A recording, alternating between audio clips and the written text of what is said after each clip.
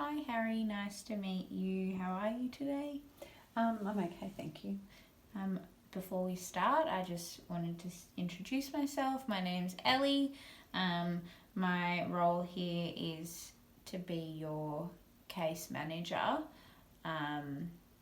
You've been referred to me from your solicitor, but we'll discuss that in a second. Before we get into it, I just wanted to tell you that everything that we discuss in the meeting today is completely confidential. It won't go further than here. So I just want you to feel completely comfortable in knowing that, any information, or if you're feeling uncomfortable, that it's not going to go further than this room. It's my goal to help you and to get you back on track. Okay, that sounds great, thank you. Perfect. So as I said earlier, I got a referral from your solicitor. I see you've got an upcoming court case, and he's recommended that you come and see me to help your case, to that you're changing your behaviours and to try and get you a better outcome. He's just written some notes down here that you've started to become quite isolated, and you're drawn off from your friends and your family, and that you've started to show some unhealthy behaviours and coping mechanisms. Yeah, I have actually. I've been drinking quite a bit lately, and probably smoking way more than I should really be smoking. Yeah.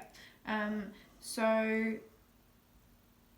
why do you think that, you've started, it seems obviously unlike you? What is it that's making you... Well, I can't stop thinking about the court case that's coming up and the situation that I found myself in. I've not been in this situation before, and it's making me extremely anxious about what might happen as a result of it. And I also can't stop thinking about, the things that, I do that's put me in this situation when I'm, when I've been drinking. But the drinking helps me. It's almost like I'm doing that to sort of block out everything that's been going on. Okay, that doesn't sound like a great way of dealing with things. In the past, when you've been in stressful situations, like you said, you haven't experienced anything of this magnitude, but just general life stresses, or, when you had things on your mind, is there anything that you used to do to make yourself feel better, or to try and cope a little bit as an outlet? Probably running was my most favouriteest thing, activity, but running was the main one that I used to really love doing. I used to do it on a daily basis, and it always kept me quite focused and fit and healthy. Exercise is a great outlet for stress, anxiety, anything like that. The thing is that with the negative behaviours that you've started using to cope as a result of what you're feeling, they kind of have a bit of a chain effect. If you're not exercising, you're lacking energy. If you're lacking energy, your appetite gets suppressed, and worrying and stress obviously greatly affects your sleep and things like that. So it's a bit of a chain of reaction. So if we can work on moving towards getting you back to doing things that you used to do, it would be really great, to have a more holistic approach to it. So it'll start, if you're getting out and you're being active, it's going to build up your appetite again. It's going to get you out of the house. The fresh air is great.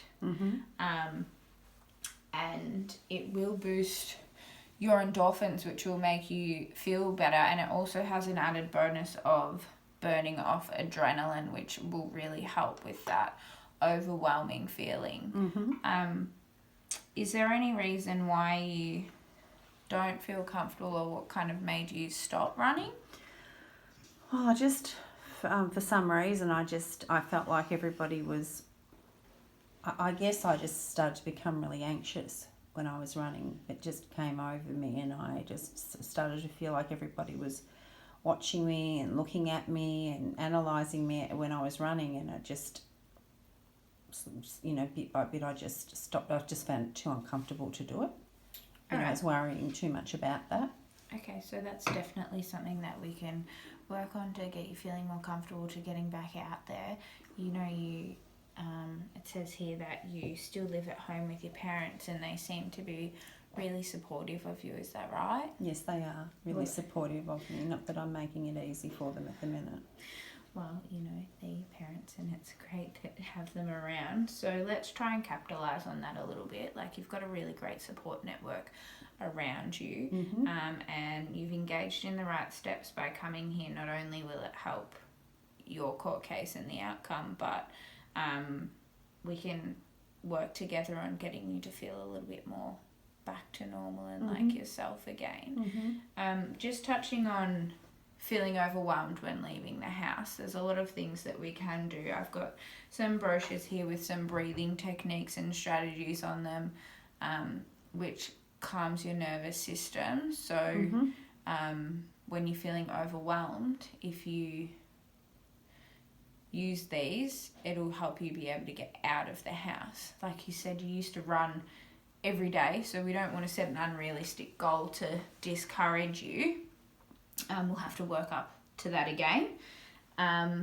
But, in regards to the lack of sleep, I've also got another pamphlet that I can give you with information on meditation.